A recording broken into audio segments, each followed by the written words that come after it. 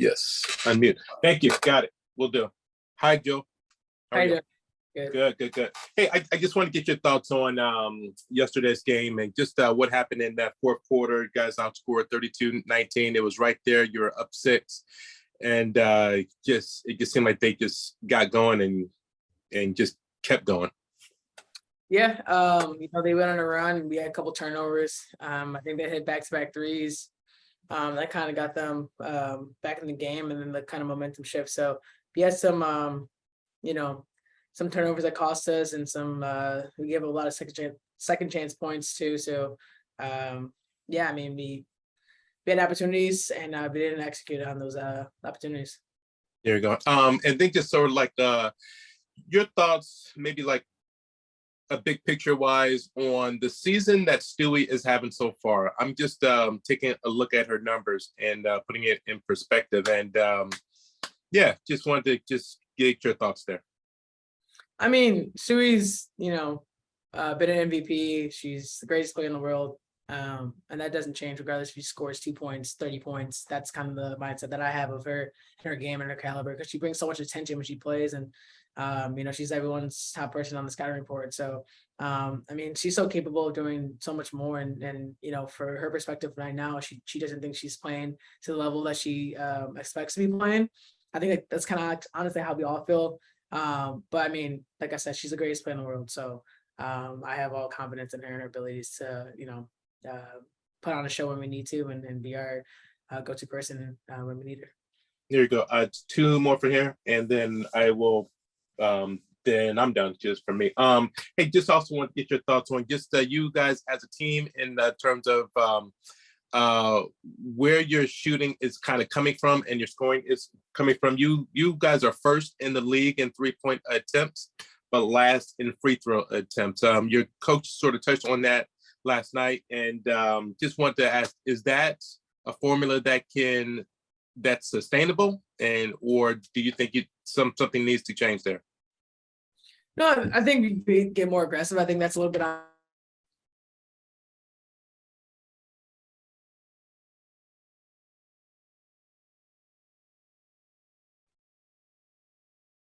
Sorry, y'all gotta love technology.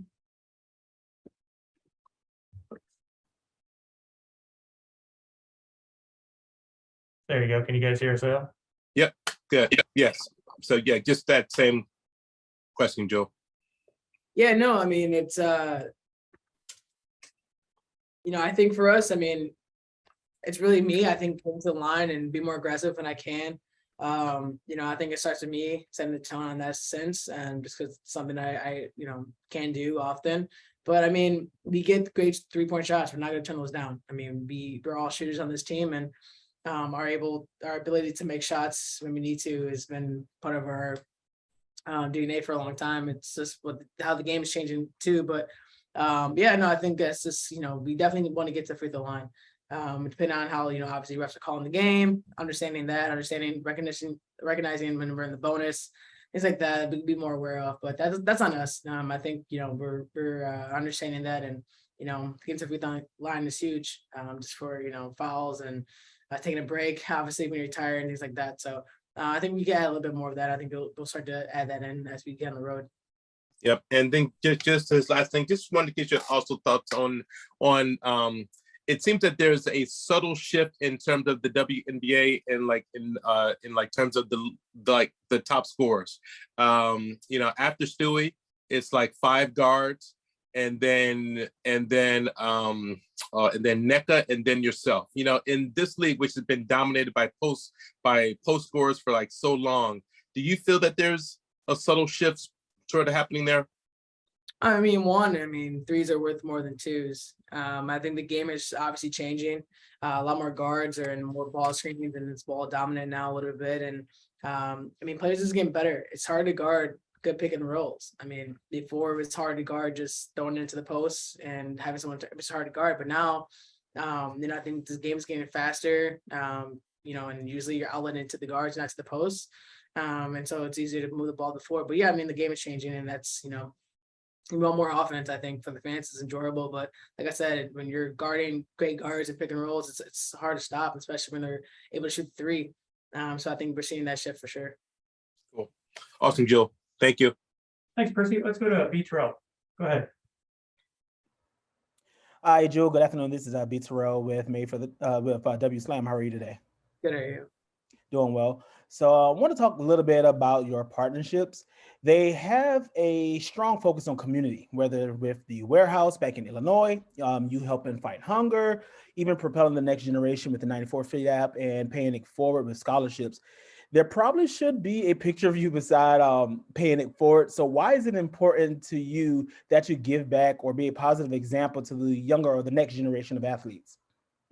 I think it's important because, I understand that I wouldn't be here without help from someone else. I understood that I had a lot of resources, not just from my parents, but from other people who wanted to see me prosper. And I understand that that's super important. Not every kid has that. And so if I'm able to give that experience or help a kid achieve their goals or dreams or just be exposed to other things that they're not always exposed to, that's what I want to do. And it's always been a big thing of me, my family, to serve others. That's something that we talk about. It's one of our main pillars in our families to be able to serve. And I look at all the things I do for the kids, and the next generation is just being able to serve them because, they're the next generation, and I have nieces and nephews, and I'll do the same with them as well. And I always try to find ways to give back because, like I said, I wouldn't be here without the help that I received. And so I want to pay that back to the next generation of kids and athletes. Okay. And I recently spoke with Pokey Chapman. She mentioned that during her stint with the Sky, you spent a lot of time there around her and that team, and whether it's just getting up shots, watching practices, etc. So we all know that representation matters. Now with, the work that we just talked about that you're doing in the community, obviously many look to you as a role model. So if you have any of those early moments, who would be some of those that basically kind of instill the idea into you that you saw given back to their communities during your days coming up? I think for starters, for sure, my mom. She worked in Chicago public schools, and it was always a different perspective since I grew up in the suburbs, and my mom taught in Chicago. And when I would go to her school, I would see that they wouldn't have the things that we would have in our school district, or go on field trips that we would go on, and understanding like that wasn't fair and it didn't make sense to me. And so my mom always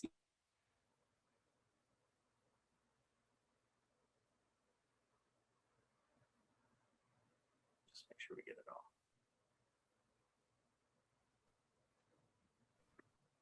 Sorry about that, everybody. We've been on a nice little run here.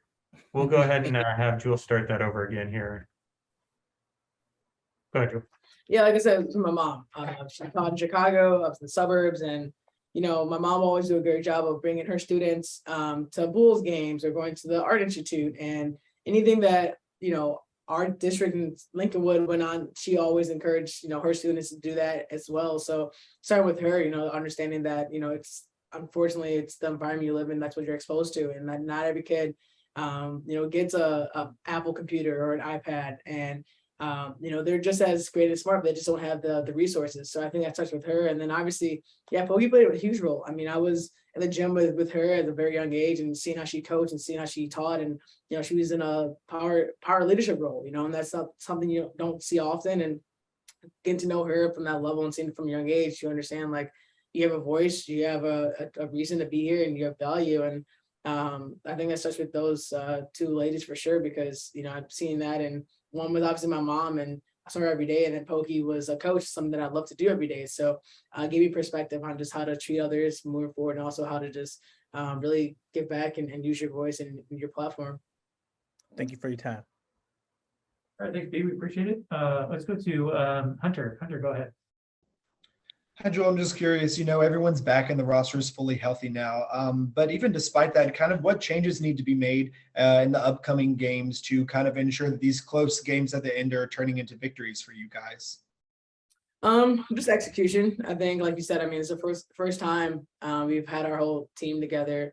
But besides that, I mean, we all know how to play basketball. So I think it's just, staying focused and locked in through the whole 40 minutes. And I just really come down to execution. I mean, that's really what it is. I mean, if a couple more layups drop, a foul call here or a layup there, a shot there, that changes the game. So I was just really coming down to like game execution.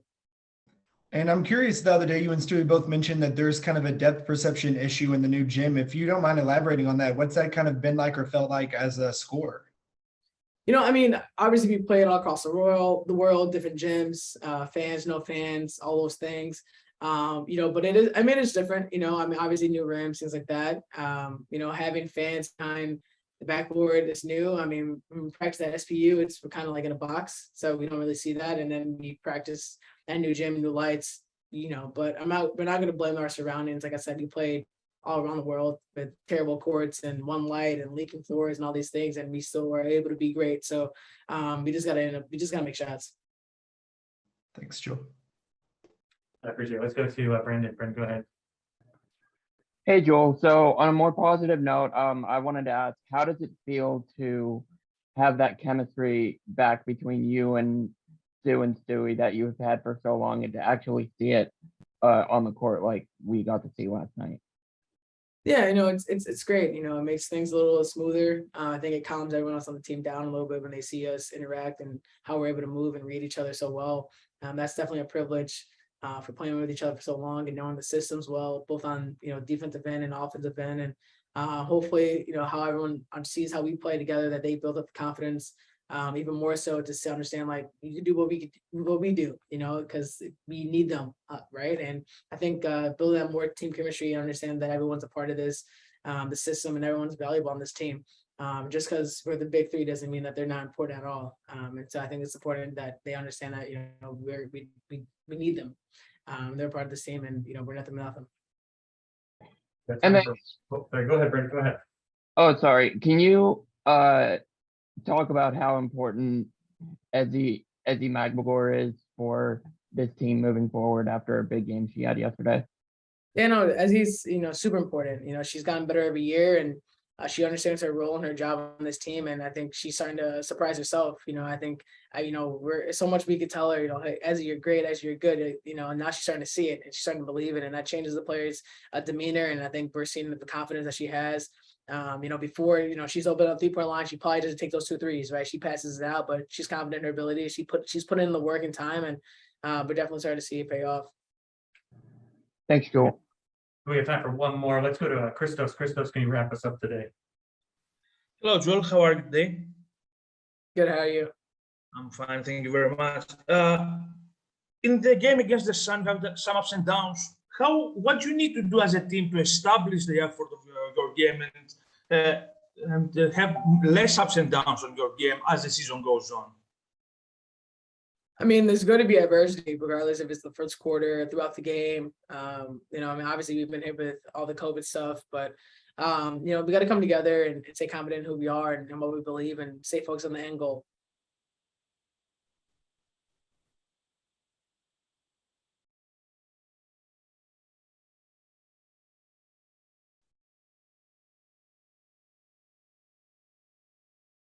All right.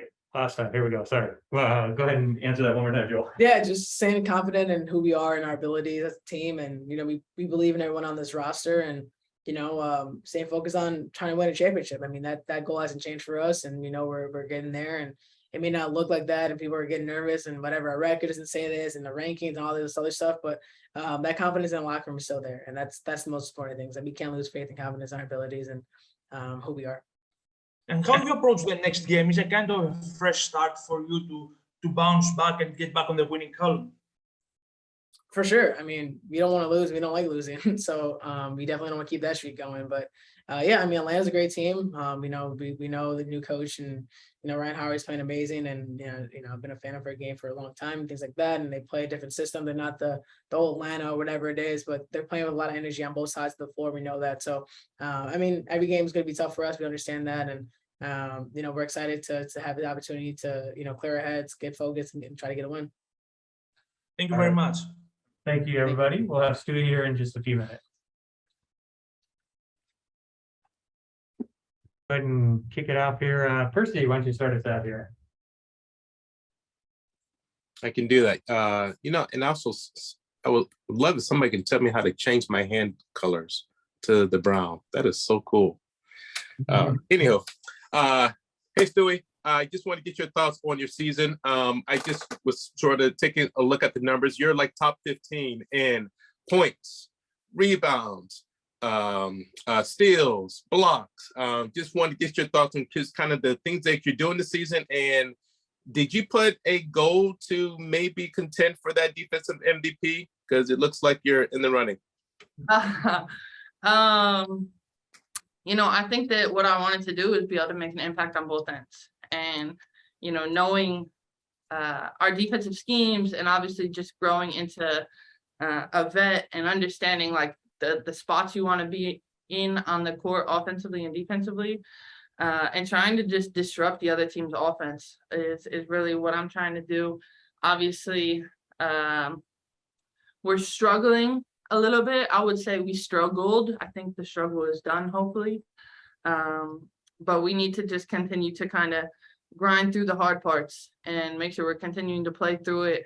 And I mean, I look forward to having another opportunity to play tomorrow to finish our homestand before we go on the road.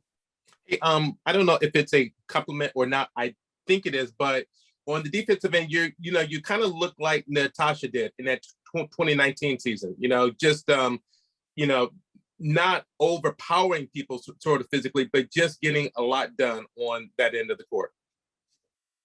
Yeah, I mean, Tosh is obviously an amazing defender, and knowing that we need someone like that on the court, and we need multiple people like that. I think that if you look at especially our starting five, our 11-woman roster, everybody is involved and wants to kind of take pride on the defensive end and do that, so then we can play offense. I think that's really it. I'm fine with defense and I'm cool with defense. I knew that was going to happen. Freaking Jeff Hoffman. Can't rely on that guy. Again. All right, there we go. Go ahead, Stewie. No, I can't even see myself. But basically, I was saying is like we're locked in on defense because we want to in turn get the ball to play offense, and we know that teams should struggle with our roster that we have, whatever five is on the court. But yeah, I mean, our activity, I think our hands is something that has definitely grown, and we're just taking pride in it. And just this last one from me, and then I will let you go from me. I asked Jewel this question earlier. You guys are first in 3-point attempts, but last in free throw attempts. That doesn't seem to be a winning formula. In the years that you won it, 2018 and 19, I want to say you were 6th and 7th in free throw attempts, but you were still, tops in the league in free throw attempts, but still tops in the league in the 3-point attempts. What needs to change there in terms of being able to get to the line? I think we need to just continue to be aggressive. I think that it's a happy medium between, obviously if we're open at the 3, you have to take that shot. You can't just give up an open 3. But finding ways to get to the basket, put the pressure on the defense, put the pressure on the refs, whether it's going to be a block or a charge, like making sure that the way we start is really aggressive and that continues throughout the entire 40 minutes. I think that, sometimes we have these moments where we're going to the free throw line a lot, and then we have these moments where you don't remember the last time we went to the free throw line. But I think that, we need to just continue to be aggressive in everything that we do and in all ways that we do things. Because when we get to the free throw line, good things happen. Awesome, Stewie. Thank you. Let's go to Hunter. Hunter, go ahead. Thanks, Dewey. At this point in your career, you're saying you're a veteran, and your numbers just continue to improve and increase. I want to know, what things outside of basketball or even in basketball are you currently still doing to improve your game kind of on a yearly basis? I think just on the court, really trying to be very efficient. And to be honest, I don't feel like I'm shooting the ball particularly well. I think that that's something that can definitely, hopefully, improve during the course of these next however many games. But I think, the way that I can continue to be my best is making sure that I'm elevating myself and my teammates on the court in offense and defense, being that leader, being that person that has a ton of experience and using it as much as I can. And off the court, I'm just literally, I feel like for everything I do, I just want to be the best I can be. I want to be the best mom, best wife, best person, best basketball player. And, you know, it sounds like a lot, but I feel like, you know, all of us know the right and wrong way to go about life. And I'm just trying to go about it the right way. Thanks, Dewey. Let's go to Julia. Julia, go ahead. Hi, Stewie. I'm wondering about mentorship. I'm sure over your career, you've had lots of people mentor you. Who are you reaching out to and helping them along in their career, giving us some guidance? People that I'm helping out. Something just happened. Are we all still good? We good. Okay. People that I'm trying to kind of help out and mentor. I mean, if I look on Seattle, I would say Ezzy, Gabby, just continuing to kind of help them show reads and see things on the court that, you know, took me a little bit of time to kind of figure out, and helping them like have a quicker learning process. Cameron Brink is someone else. We have the same trainer in Susan. But I think, you know, I don't know. I feel like I'm sure there's a lot of players that I could help, and hopefully would be receptive to my advice. I haven't met a lot of these new rookies that have just came into the league, but hopefully I'll meet them soon because we'll start playing them. But you know, I'd love to use everything I've gone through, my experience to kind of, you know, help the next generation of players expand the game and grow the game. Absolutely. Last one from me. Previously, you and Jewel spoke about the depth perception in the building. Is there anything, are there any plans for y'all to practice more in climate to kind of get used to that? Say that one more time. You in and out. I said, is there any, previously you and Jewel had spoke about the depth perception in the building? Yeah. Okay. Previously you and Jewel had spoke about the depth perception in the building. And I'm wondering, are there any plans for y'all to practice more in climate change to kind of adjust for that and be ready for that? Yeah, I mean, I think that we've, to be honest, we really haven't been practicing that much with how our schedule's been and with our roster. But the days we could practice, and especially day before games, we have been practicing at the arena. And, you know, I think it's just an overtime thing, you know, trying to get that get comfortable in shooting in a new arena, because it's not key, you know, it's not the same depth perception wise, and hopefully it's going to come sooner than later, because I mean, I feel like you can feel the fans are just waiting for a reason to kind of explode, and we need to give it to them. Thanks, Dewey. Yeah. All right, let's go to Christos. Christos, go ahead. Hello, Stewie. Hope you're doing well, first of all. Can you describe your mindset going into the season, and especially after some ups and downs during the season for your team? Is there anything changed about your mindset in this season? No, I mean, I think that, listen, to be honest, our first 10 games have not been exactly the way that we wanted them to be. But with that being said, I know you guys all remember what happened last year when it was August and our last 10 games were not the way that we wanted them to be.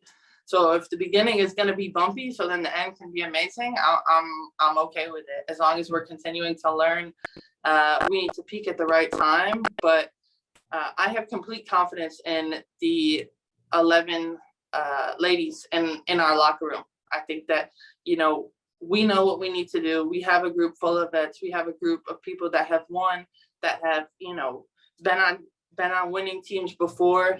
And now we just need to do it. And the sooner we can get on track, the better for us And, I know that we're looking forward to Tuesday. We're looking forward to another opportunity to play and get back to where we want to be.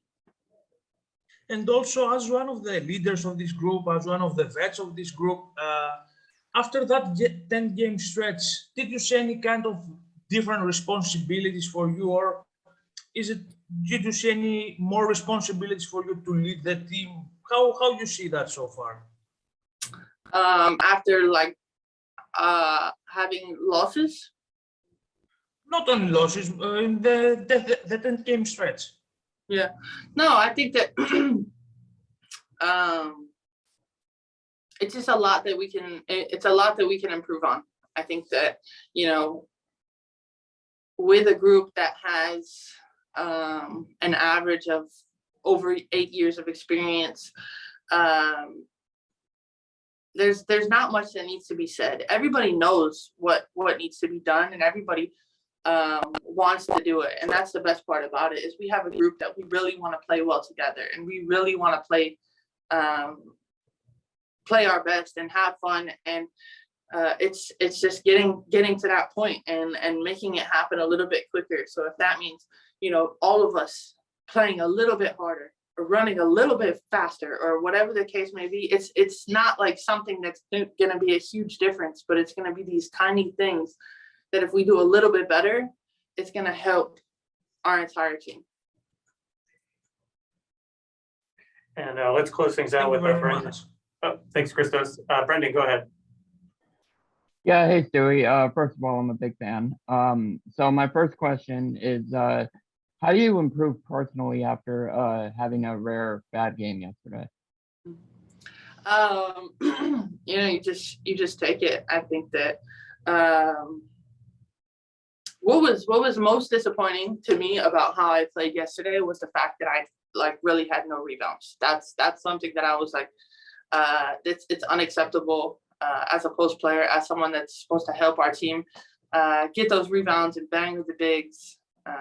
I needed to be better on that, and I'm definitely aware of that, and putting the pressure on myself next game to really make sure I have an emphasis on crashing the boards.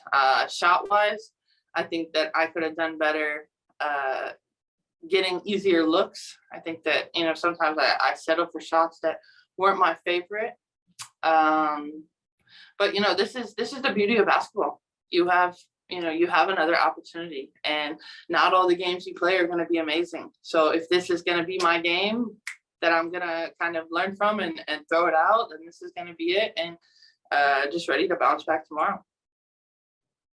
And then I asked Jewel the same question. On a more positive note, how does it feel to have that chemistry with you, Jewel, and Sue back, and get to see it excel on the court like we did yesterday? Oh, it's great. I mean, I think if you ask any one of our players, we're excited to have our full roster. Finally, we're excited to have our 11 all active and ready. And it's just, just means good things are coming. And to be able to be back on the court with Sue and Jewel, to have the three of us really playing well together. Jeff told me a stat before last game that we had only played 80 minutes on the court together, which is wild. And looking forward to just getting our chemistry back and picking teams apart in a number of ways. Cool. Thanks, guys. All right, thanks everybody. We appreciate it. We'll talk to you later. Thanks.